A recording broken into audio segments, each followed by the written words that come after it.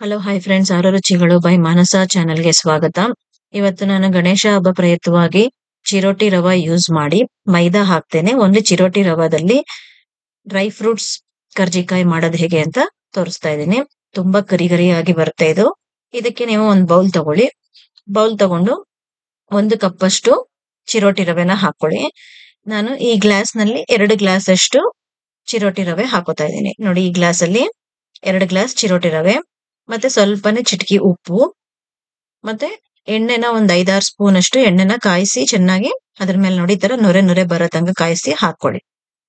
ಇದನ್ನ ಕೈಯಲ್ಲಿ ಮಿಕ್ಸ್ ಮಾಡಬೇಡಿ, ಹಾಗೆ ಸ್ಪೂನ್ ಅಲ್ಲೇ ಮಿಕ್ಸ್ ಮಾಡ್ಕೊಂಡು ಆ ನಂತರ ಅದು ಆರದ್ಮೇಲೆ ಕೈ ಹಾಕಿ ನೋಡಿ, ಸ್ವಲ್ಪ ಆರದ್ಮೇಲೆ ಚೆನ್ನಾಗಿ ಮಿಕ್ಸ್ ಮಾಡ್ಕೊಳ್ಳಿ. ಸ್ವಲ್ಪನೇ ನೀರ್ ಹಾಕೊಂಡು ನೋಡಿ, ಈ ತರ ಸ್ವಲ್ಪನೇ ನೀರ್ ಹಾಕೊಂಡು ಮಿಕ್ಸ್ ಮಾಡ್ಕೊಳ್ಳಿ.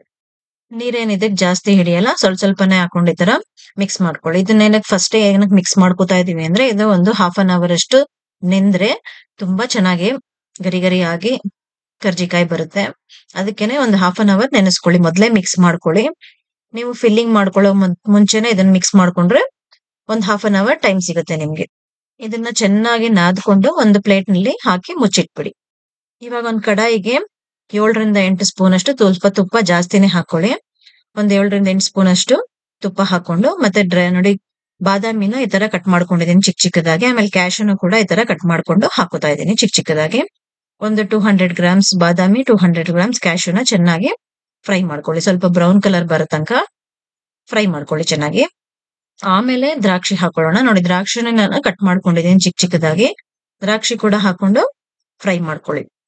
ಅದು ಕೂಡ ಸ್ವಲ್ಪ ಉಬ್ಬದಂಗೆ ಆಗುತ್ತೆ ಅವಾಗ ಅದಾಗಿದೆ ಅಂತ. ಇವಾಗ ನಾನು ಡ್ರೈ ಕೋಕೋನಟ್ ಕೊಬ್ಬರಿನ ಹಾಫ್ ಕೊಬ್ಬರಿನ ತಗೊಂಡಿದ್ದೀನಿ. ಮತ್ತೆ ಎಳ್ಳು 1.5 ಸ್ಪೂನ್ ಅಷ್ಟು ಅದನ್ನು ಕೂಡ ಫ್ರೈ ಮಾಡ್ಕೊಂಡು ಹಾಕೋತಾ ಇದ್ದೀನಿ.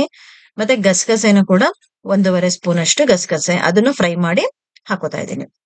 ಒಂದ್ 2-3 ನಿಮಿಷ ಫ್ರೈ ಮಾಡ್ಕೊಳ್ಳಿ ಇದನ್ನ.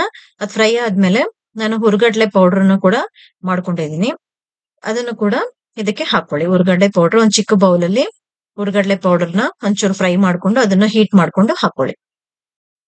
ಒಂದ್ ಅರ್ಧ ಉಂಡೆ ಬೆಲ್ಲನು ಕೂಡ ಇದಕ್ಕೆ ಹಾಕೋತಾ ಇದ್ದೀನಿ. ಮತ್ತೆ ಏಲಕ್ಕಿ ಒಂದ್ 5-6 ಏಲಕ್ಕಿನ ಸ್ಮ್ಯಾಶ್ ಮಾಡಿ ಅದನ್ನು ಕೂಡ ಹಾಕೊಳ್ಳಿ. ಹಾಕೊಂಡು ಚೆನ್ನಾಗಿ ಮಿಕ್ಸ್ ಮಾಡ್ಕೊಳ್ಳಿ. ಇದು ಹೀಟ್ಗೆನೆ ಇದೆಲ್ಲ ಪುಡಿ ಆಗುತ್ತೆ. ಬೆಲ್ಲ ಆಲ್ರೆಡಿ ನಾನು ತುರಿದು ಬೆಲ್ಲ ಹಾಕೊಂಡಿದ್ದೀನಿ. ಅದು ಮಿಕ್ಸ್ ಮಾಡ್ತಾ ಇದ್ರೆ ಅದ್ರ ಜೊತೆಗೇನೆ ಚೆನ್ನಾಗಿ ಮಿಕ್ಸ್ ಆಗುತ್ತೆ. ಇದೇನ್ ಮುದ್ದೆ ಮುದ್ದೆ ತರ ಏನ್ ಹಾಕಲ್ಲ. ನೋಡಿ, ಈ ತರ ಉದುರುದ್ರಾಗಿ ಬರುತ್ತೆ, ಅಲ್ಲಿ ತನಕ ಫ್ರೈ ಮಾಡ್ಕೊಳ್ಳಿ. ನೋಡಿ, ಇಷ್ಟಿದ್ರೆ ಸಾಕು. ಇವಾಗ ಚಿರೋಟಿ ರವೆ ಮಿಕ್ಸ್ ಮಾಡ್ಕೊಂಡಿದ್ವಲ್ಲ, ಅದಕ್ಕೆ ಸ್ವಲ್ಪ ಎಣ್ಣೆ ಹಾಕೊಂಡು ಅದನ್ನ ಚೆನ್ನಾಗಿ ಇವಾಗ ನಾದ್ಕೊಳ್ಳೋಣ. ಚೆನ್ನಾಗಿ ನಾದಿದ್ರೆ ತುಂಬಾ ಚೆನ್ನಾಗಿ ಗರಿ ಗರಿಯಾಗಿ ಕ್ರಿಸ್ಪಿಯಾಗಿ ಕರ್ಜಿಕಾಯಿ ಬರುತ್ತೆ. ಸ್ವಲ್ಪ ಚೆನ್ನಾಗಿ ನಾದ್ಕೊಳ್ಳಿ. ಅದನ್ನ ಒಂದ್ 5 ನಿಮಿಷ ನಾದಿದ್ರು ಸಾಕು. ನೋಡಿ, ಇವಾಗ ಈ ತರ ಚಿಕ್ಕ ಚಿಕ್ಕ ಉಂಡೆಗಳು ಮಾಡ್ಕೊಂಡು ಇಟ್ಕೊಳ್ಳಿ. ನೋಡಿ, ಇದು ಪೂರಿ ಮಾಡ್ತೀವಲ್ಲ ಆ ಸೈಜಿನಷ್ಟು ಉಂಡೆ ತಗೊಂಡು ಅದನ್ನ 4-5 ಉಂಡೆ ಎಲ್ಲಾನು ಉಂಡೆ ಮಾಡ್ಕೊಂಡು ಇದನ್ನ ನೋಡಿ, ನಾನು ಇದನ್ನ ಅಕ್ಕಿ ಹಿಟ್ಟನ್ನು ಯೂಸ್ ಮಾಡ್ಕೊಂಡು ಲಟ್ಟಿಸ್ತಾ ಇದ್ದೀನಿ. ಮೈದಾ ಏನು ಹಾಕೋಬೇಡಿ ಇದಕ್ಕೆ. ಅಕ್ಕಿ ಹಿಟ್ಟು ಹಾಕೊಂಡ್ರೆ ಇನ್ನೂ ಗರಿ ಗರಿಯಾಗಿ ಕ್ರಿಸ್ಪಿಯಾಗಿ ಚೆನ್ನಾಗಿ ಬರುತ್ತೆ. ಇಲ್ಲಾಂದ್ರೆ ಹಾಗೆ ಲಟ್ಸಕ್ ಆಗಲ್ಲ. ಇದು ಲಟ್ಸಿದ್ರೆ ಅಂಟ್ಕೊಂಡ್ಬಿಡುತ್ತೆ ಇದಕ್ಕೇನೆ. ಅದಕ್ಕೇನೆ ಸ್ವಲ್ಪ ಅಕ್ಕಿ ಹಿಟ್ಟು ಹಾಕೊಂಡ್ ಮೇಲ್ಗಡೆ ನೀವು ಒತ್ಕೊಳ್ಳಿ. ಅದು ಒತ್ತಾದ್ಮೇಲೆ ನೋಡಿ, ತರ ಕರ್ಜಿಕಾಯಿ ಮಾಡೋ ಮೋಲ್ಡ್ ಸಿಗುತ್ತೆ. ಸ್ಟೀಲ್ದಾದ್ರೂ ತಗೋಬಹುದು, ನೀವು ಪ್ಲಾಸ್ಟಿಕ್ ಆದ್ರೂ ತಗೋಬಹುದು.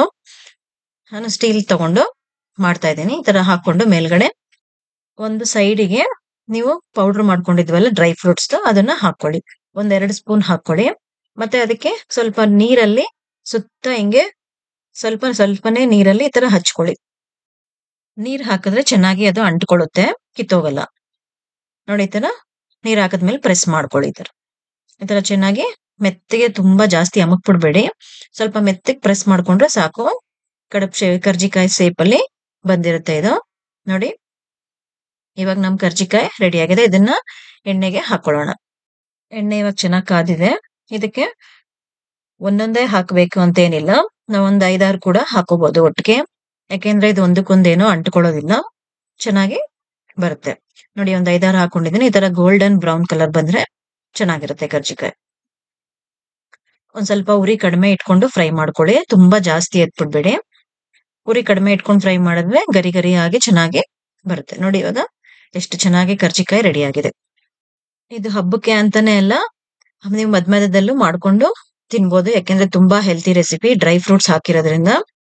ಈ ರೆಸಿಪಿ ಎಲ್ಲರಿಗೂ ಇಷ್ಟ ಆಗಿದ್ರೆ ಮನೆಯಲ್ಲಿ ಟ್ರೈ ಮಾಡಿ ಕಮೆಂಟ್ ಬಾಕ್ಸ್ ಅಲ್ಲಿ ಕಮೆಂಟ್ ಹಾಕಿ ಫ್ರೆಂಡ್ಸ್. ಹಾಗೆ ಸಬ್ಸ್ಕ್ರೈಬ್ ಮಾಡದೇ ಇರೋರು ಇವಾಗಲೇ ಸಬ್ಸ್ಕ್ರೈಬ್ ಮಾಡ್ಕೊಳ್ಳಿ. ಹಾಗೆ ಬೆಲ್ ಐಕಾನ್ ಕೂಡ ಪ್ರೆಸ್ ಮಾಡಿ, ನನ್ನ ಹೊಸ ಹೊಸ ರೆಸಿಪಿಗಳ ನೋಟಿಫಿಕೇಶನ್ ನಿಮ್ಗೆ ಬರುತ್ತೆ. Thank you friends.